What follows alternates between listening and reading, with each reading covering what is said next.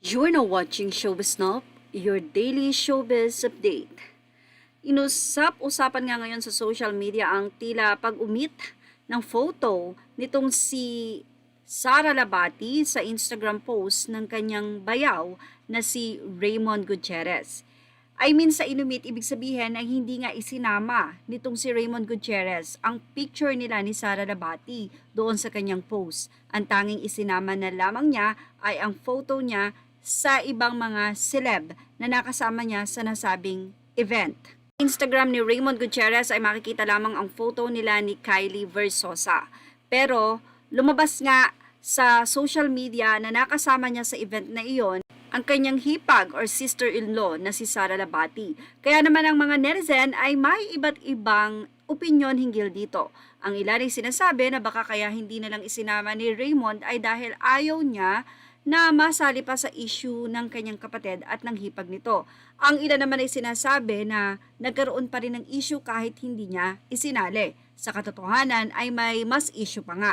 Ibig sabihin ay tila sumasawsaw siya doon sa problema ng kanyang kuya at ng kanyang kambal na si Richard at ng kanyang sister-in-law na si Sara Labati. Dapat daw ay isinama na lamang, at least ay tipong napuri pa raw itong si Raymond Gutierrez. Pero ang ilan naman ay sinasabi, ilagay man niya o hindi, ay may masasabi pa rin ang mga netizen. Katulad na lamang ng mga naging komento ng mga anonymous commentator mula sa Fashion Police.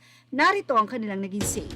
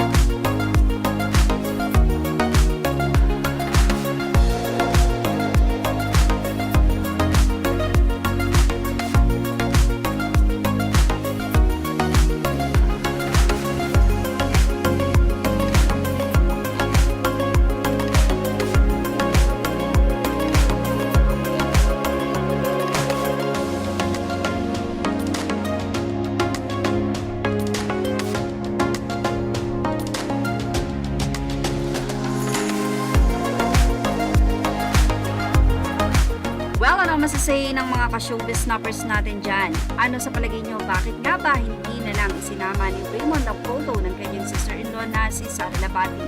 Para ba umiwas na lang sa mga tanong ng mga netizen? Yan ang aking showbiz snap update. Images are all credit to the rightful owners, and thank you for watching Showbiz Snap.